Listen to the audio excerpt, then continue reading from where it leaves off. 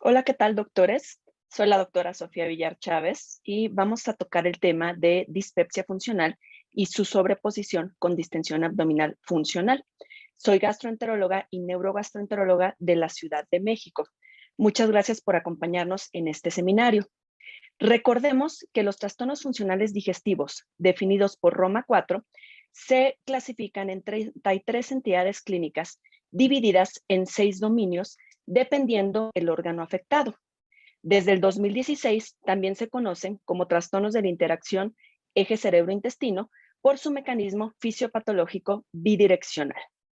Vamos a tocar el tema de dispepsia funcional, que entra dentro de los trastornos funcionales gastrodenales, así como distensión abdominal o bloating funcional, que se clasifica dentro de los trastornos funcionales intestinales. Actualmente se publicó la prevalencia de los trastornos funcionales por Roma 4 en una encuesta de más de 70,000 adultos en 33 países y 6 continentes. Los datos se recopilaron por internet y entrevista domiciliaria. La prevalencia para cumplir los criterios para al menos uno de los 22 trastornos funcionales por internet fue del 40.3% y por entrevista domiciliaria del 20.7%. Para dispepsia funcional, la prevalencia, como ya saben, es alta y fue del 7.2%. En México se parece a la reportada a nivel mundial del 6.6% y de distensión abdominal o bloating del 3.5% a nivel mundial y en México del 3.4%. Hay que recordar que la prevalencia puede variar dependiendo del país y también de los criterios utilizados. En esta encuesta por internet, en 5,931 pacientes con trastornos funcionales Roma 4, la prevalencia de dispepsia funcional en Estados Unidos, Canadá y Reino Unido fue del 9%, sobre todo para síndrome de malestar postprandial, que también lo conocemos como síndrome de distrés postprandial, seguido del 18% para síndrome de dolor epigástrico y la sobreposición entre síndrome de dolor epigástrico y síndrome de malestar postprandial del 21%. Recordar que existen otras sobreposiciones muy común entre dispepsia funcional y síndrome intestino irritable hasta el 32% y de dispepsia funcional y pirosis funcional en el 12% de los pacientes. Recordar que las principales causas de consulta externa de los trastornos digestivos en el estudio de Sígame 1, que se publicó en el 2015 en una encuesta a nivel nacional de más de 3,000 pacientes, una de las principales causas fue la dispepsia en 12% de los pacientes. Y de los pacientes que asistían solamente al gastroenterólogo en 1,000 encuestados, los principales síntomas reportados hasta en el 70% de los pacientes fue de dispepsia. Recordar que esta prevalencia para Sígame 1 y Sígame 2 fue para dispepsia no investigada. Hay que definir qué es la dispepsia. Recordar que la dispepsia son aquellos síntomas gastrointestinales y duodenales superiores, tales como llenura, saciedad temprana, dolor en epigastrio, ardor en epigastrio, náusea, vómito no se considera, pero puede estar acompañado también, y distensión abdominal. Si estamos ante un paciente con dispepsia, la cual la vamos a investigar, es decir, que vamos a descartar causas orgánicas y metabólicas, entonces este paciente se clasificará como dispepsia orgánica, es decir, aquel paciente que se realiza un gamagrama gástrico y también endoscopía para ver ausencia de lesiones orgánicas, estos pacientes con retraso en el vaciamiento gástrico, la causa de dispepsia será gastroparesia. Aquel paciente con síntomas típicos de colecistitis, es decir, que presente cólico biliar, dolor más de 30 minutos posterior a los alimentos, asociado a náusea y vómito, que interfieren sus actividades y realizamos un ultrasonido abdominal, entonces el paciente se clasificará, si este es positivo, como colecistitis litiásica. Otras causas también de dispepsia investigada pueden ser tumores gástricos o úlceras pépticas. En el caso de los pacientes que tengan datos de alarma, es decir, pérdida de peso, anemia, sangrado, disfagia, odinofagia y vómito persistente, es indispensable realizar una endoscopía y sobre todo aquellos pacientes mayores de 60 años. El riesgo de malignidad en aquellos pacientes menos de 60 años con datos de alarma, es decir, a lo mejor pérdida de peso, excepto para sangrado tubo digestivo y disfagia, es solo menor al 1%. Por eso podemos en estos pacientes no realizar endoscopía si no tienen datos de alarma. En el caso de que el paciente tenga datos de alarma y cumpla con estos criterios, es indispensable realizar endoscopía. Y para definir dispepsia funcional, es importante que el paciente tenga endoscopía, que se descarte causa orgánica, sistémica o metabólica. ¿Cuáles son los criterios diagnósticos para Roma 4 para dispepsia funcional? Son la presencia de uno o más de los siguientes síntomas, es decir, el paciente puede presentar llenura postprandial, saciedad temprana, dolor epigástrico y ardor epigástrico. Muy importante, como ya habíamos comentado, no debemos de tener evidencia de enfermedad estructural, es decir, que el paciente con dispepsia funcional es obligatorio tener endoscopía. Si no tiene endoscopía, se clasificará como dispepsia no investigada.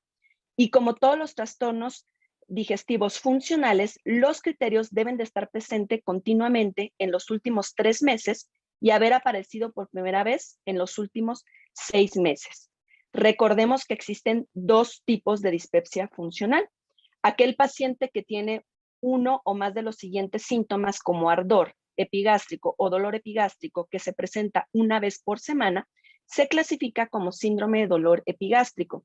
En cambio, el paciente que presenta 2 de los siguientes síntomas como plenitud postprandial y o saciedad temprana 3 veces por semana, el paciente se clasificará como síndrome de malestar postprandial. Recordar que también en un mismo paciente podemos tener la sobreposición entre síndrome de dolor epigástrico y síndrome de malestar postprandial. Y es muy importante, esto Roma 4 lo especifica más en estos criterios, que el paciente debe de tener alteraciones en la calidad de vida. O sea, cualquiera de nosotros podemos tener dispepsia y no acudir al consultorio, pero el paciente tiene que incomodarle y de hecho evitar alguna de sus actividades normales. Recordar que el principal hallazgo endoscópico en pacientes con dispepsia es una endoscopía normal hasta en un 78% de los pacientes. En esta revisión sistemática y metaanálisis de 5,389 endoscopías en la población en general, donde se analizaron 9 estudios de prevalencia, como ya habíamos comentado, el principal hallazgo fue una endoscopía normal. Posteriormente, esofagitis, úlcera péptica y a lo que más le tenemos miedo es al cáncer. Y fíjense cómo la prevalencia fue baja para cáncer gástrico de 0.2% y para cáncer de esófago de 0.1%. ¿Cuáles son los comentarios también de apoyo que muchas veces se nos olvidan en pacientes con dispepsia funcional? El dolor en pacientes con síndrome de malestar postprandial es inducido por las comidas, pero también en pacientes con síndrome de dolor epigástrico se puede dar posterior a los alimentos, puede ocurrir en ayuno o mejorar con los alimentos. Y también existen otros síntomas que pueden estar presentes, como distensión, náusea y eructo. Recordar que el vómito persistente debe de ser considerado como otro trastorno. Y también existen sobreposiciones entre síndrome intestino irritable y enfermedad por reflujo gastroesofágico. Entonces, recordar que estos pueden estar presentes. La pirosis puede coexistir, pero recordar que no es un síntoma dispéptico. Entonces, relacionado a los síntomas generados o no con la ingesta de alimentos, se dieron a la tarea estos investigadores en 218 pacientes con dispepsia funcional relacionar los síntomas con el tiempo postprandial en sus comidas, si aumentaba o no en gravedad a los 30 minutos postprandiales. ¿Y qué fue lo que se observó? Se observó que en el 79% de los pacientes sí los síntomas estaban relacionados con la ingesta de las comidas y 21% sin relación con las comidas. Principalmente vamos a observar que estos pacientes se quejan de llenura, pero también estos pacientes van a referir distensión, náusea y dolor epigástrico. En los pacientes que no se relacionó con la comida, el principal síntoma reportado fue dolor en epigastro. Entonces, tener en cuenta que la distensión epigástrica, eructos y náusea pueden estar presentes tanto en el síndrome de malestar postprandial como en el síndrome de dolor epigástrico y deben considerarse como posibles síntomas complementarios de los dos subgrupos. Una ayuda muy importante para los médicos es el uso de pictogramas. Creo que es difícil en muchas ocasiones, tanto para el médico como el paciente, entender los síntomas por los que acude a consulta el paciente. Entonces, este grupo de TAC se dio a la tarea en 76 pacientes de utilizar, además de cuestionarios, Roma 3, también se llevó a la tarea de usar pictogramas con 9 síntomas. La primera imagen que vamos a observar aquí es la localización gástrica, porque muchas veces los pacientes es muy difícil que nos identifiquen dónde está el dolor. Muchas veces lo confundimos con síndrome intestino irritable. Si el paciente tenía llenura postprandial, aquí podemos ver el dibujito de saciedad temprana como un cinturón que ya no puede comer, no puede terminar una comida. Dolor epigástrico, ardor, bloating, acuérdense que el bloating es la distensión subjetiva, es decir, el síntoma de gas que llega al paciente muchas veces refiriendo como síntoma principal, náusea, vómito, y recordar que también es común encontrar síndromes de sobreposición como enfermedad por reflujo gastroesofágico. Entonces también les enseñaban pictogramas de pirosis y o regurgitación. Entonces, ¿qué niveles de concordancia se encontraron para las categorías de síntomas gastrointestinales superiores? En relación solamente al cuestionario, la concordancia fue del 36%, pero esta subió para todos los síntomas gastrointestinales superiores cuando se utilizó cuestionario y pictograma hasta 48%. Así también, cuando se preguntaron los criterios de dispepsia funcional por Roma 3, la concordancia del cuestionario versus cuestionario más pictogramas aumentó en síndrome de dolor epigástrico en un 64% y en síndrome de dolor epigástrico en un 38%. Así también, uno de los síntomas que se observó mejor relacionado con el cuestionario y pictogramas fue el reflujo. No así para la náusea y o vómito. Sin embargo, hay que tomar en cuenta que este estudio se realizó en Bélgica, entonces hay que hacer más estudios confirmatorios en un contexto diferente, es decir, el entorno médico, cultural y lingüístico, pero se los recomiendo para que los pacientes puedan explicar mejor sus síntomas. Recordar que uno de los factores importantes para dispepsia es la ansiedad.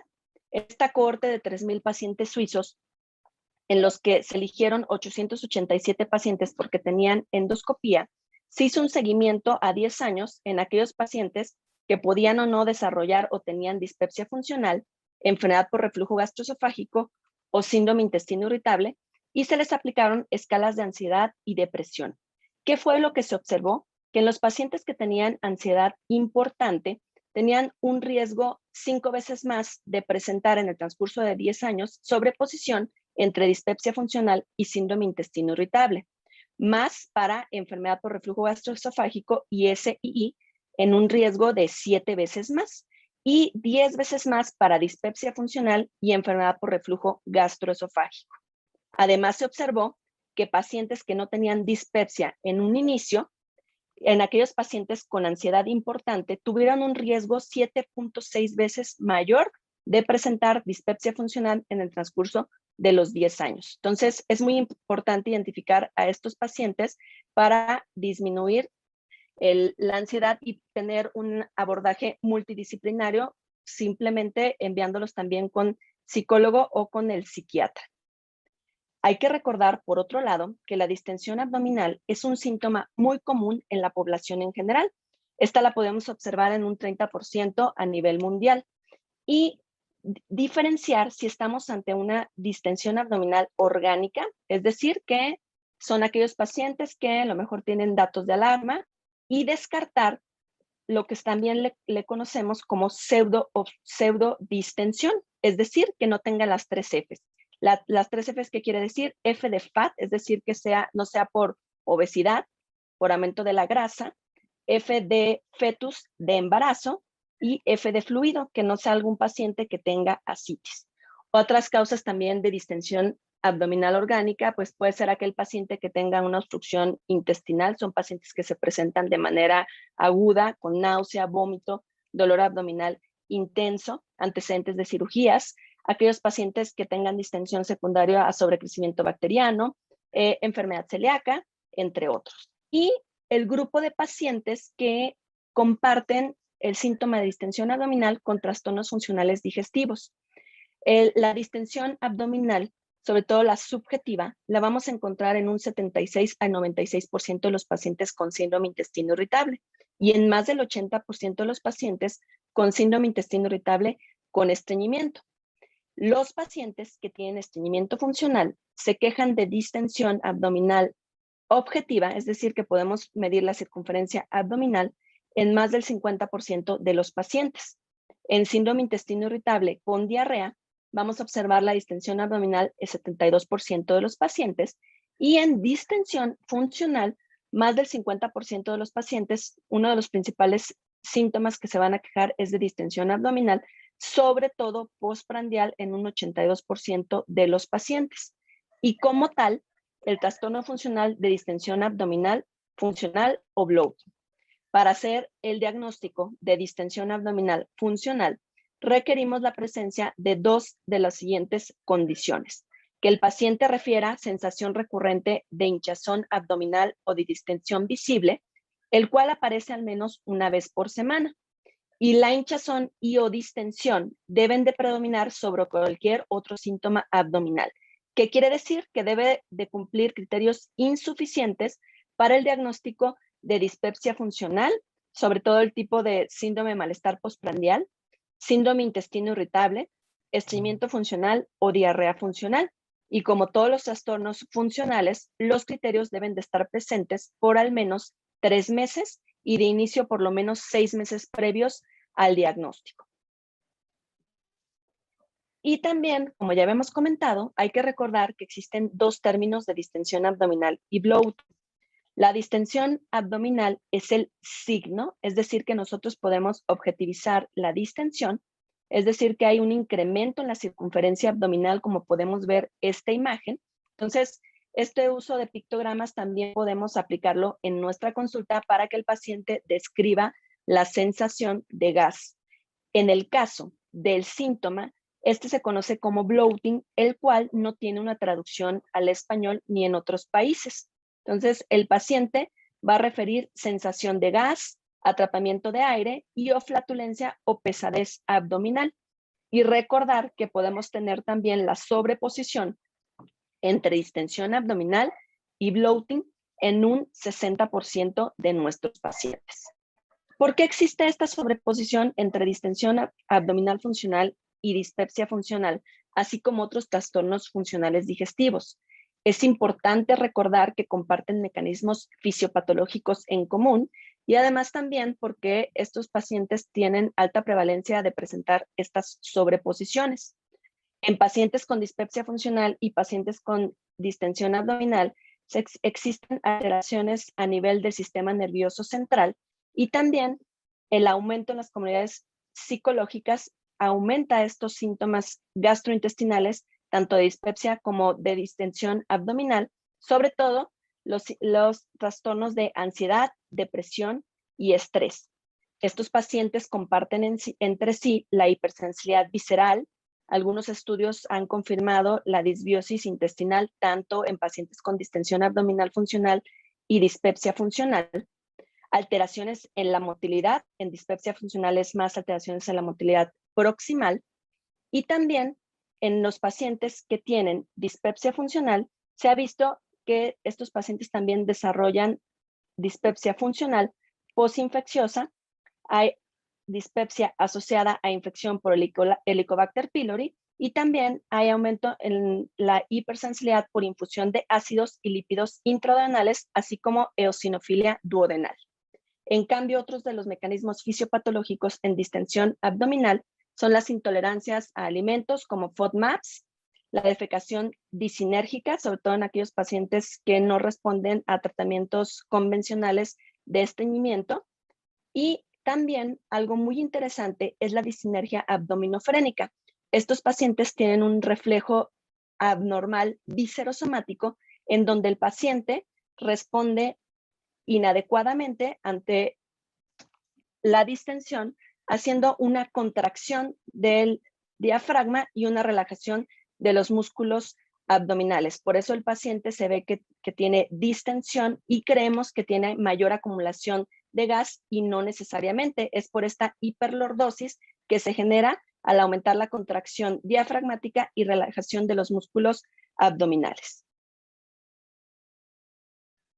Hay que recordar también que es importante investigar el tiempo de distensión abdominal postprandial. Esto está basado en teorías fisiopatológicas.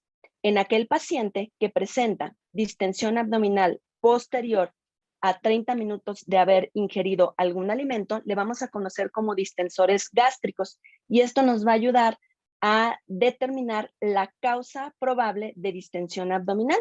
Entre las causas está la obstrucción gástrica, una acomodación anormal, pacientes con gastroparesia y la dispepsia funcional.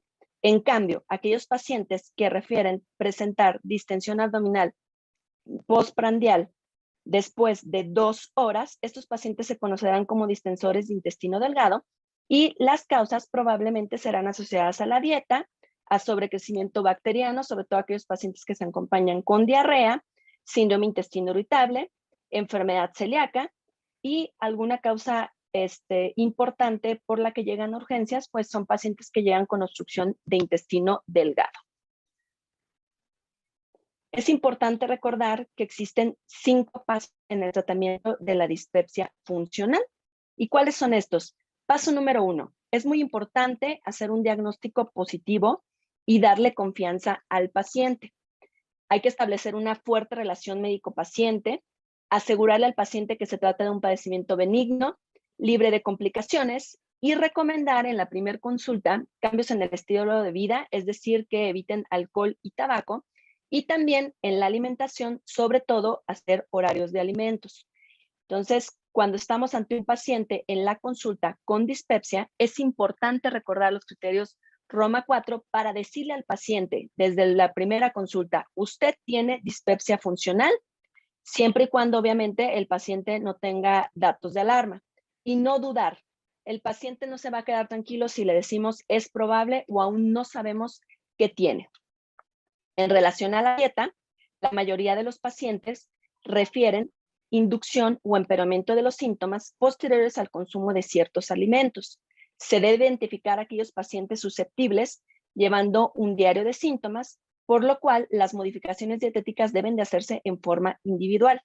Algunas de las recomendaciones generales en la modificación de los hábitos alimentarios que pueden ser útiles es: 1, ingerir comidas en cantidades pequeñas, es decir, podemos dividir la comida en quintos, 5 comidas al día, y disminuir los alimentos con elevado contenido de grasa.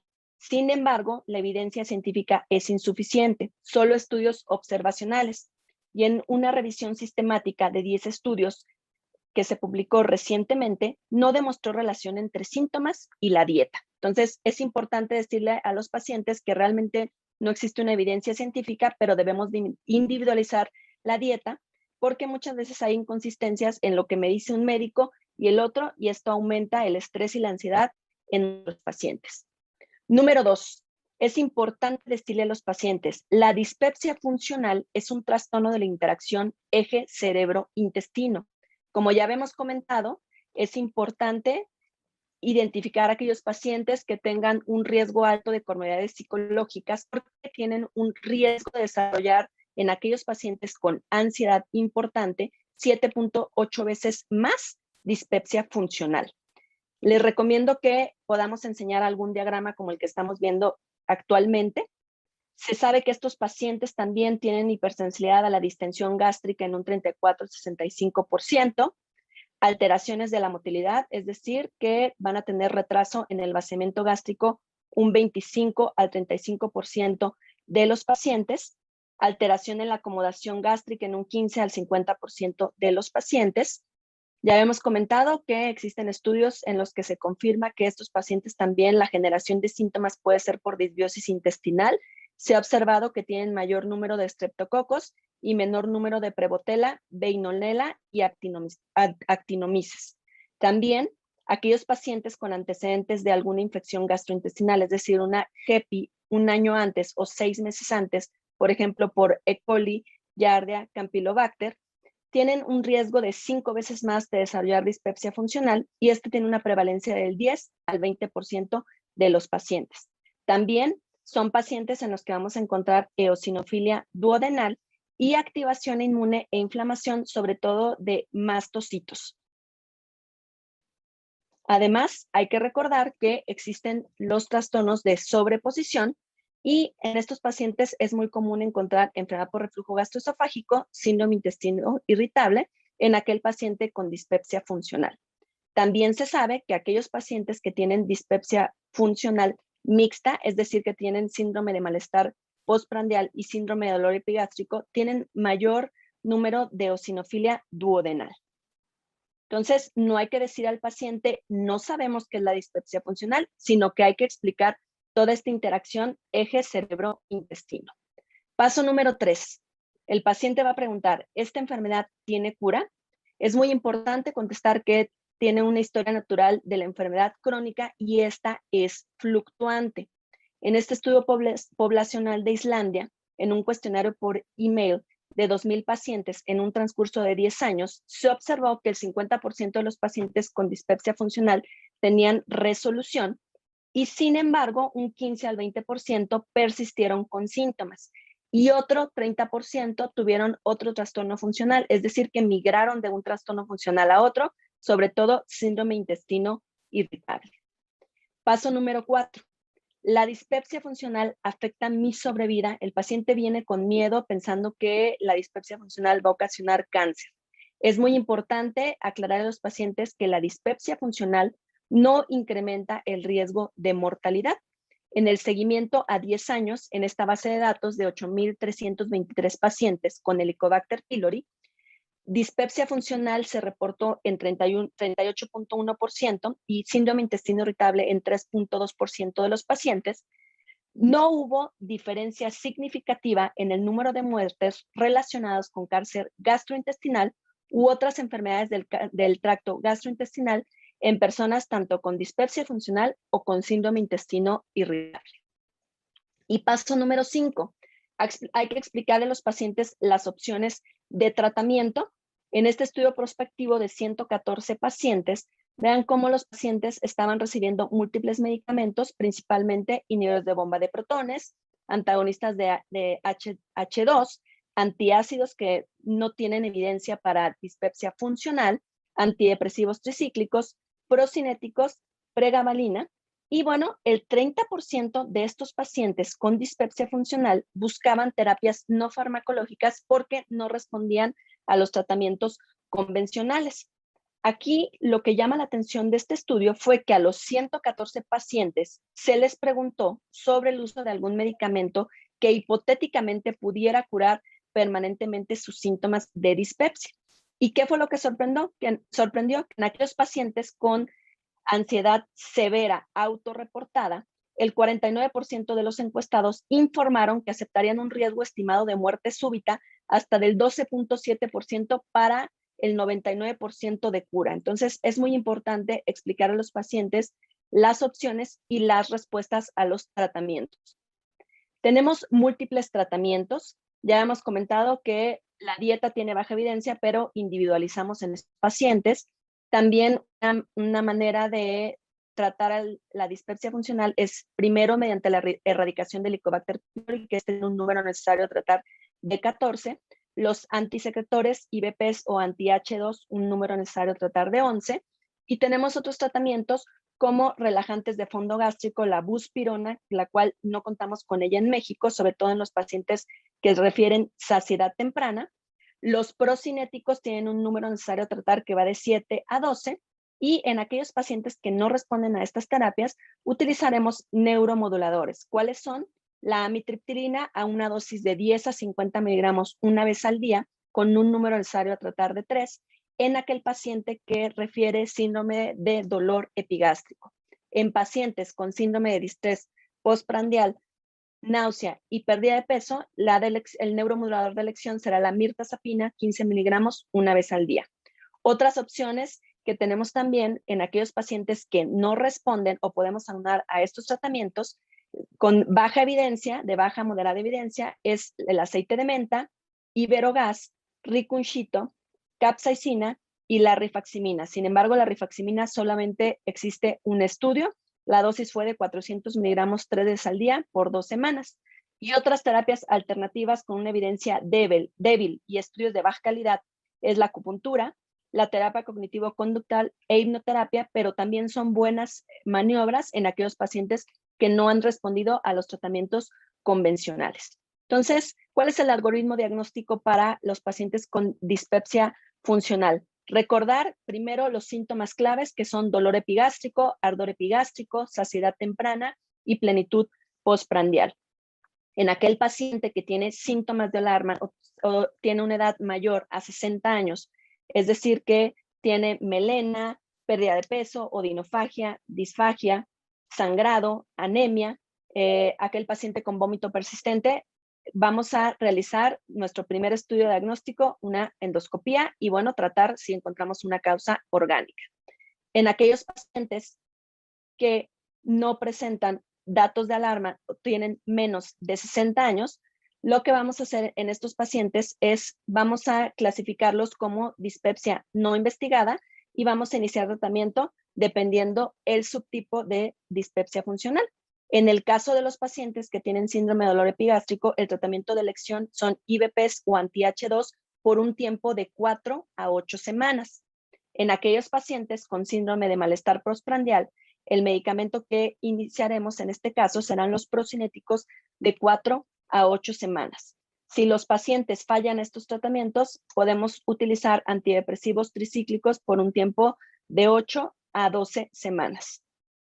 Y bueno, ¿cuál es la evidencia de los IVPs?